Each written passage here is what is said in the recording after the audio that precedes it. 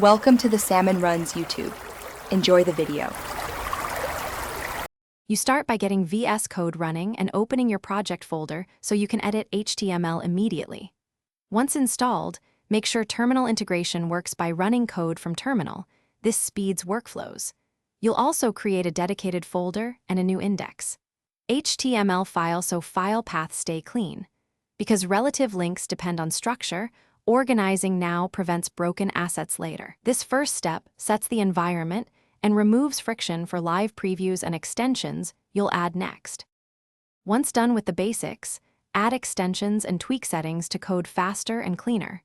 You'll install Live Server to preview in a browser, Prettier to auto-format, and enable Emmet for shorthand HTML expansion. This saves countless keystrokes.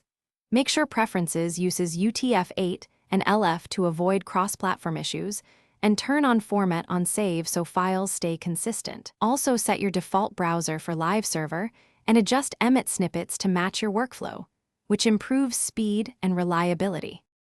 Finish by editing and previewing. Open Index.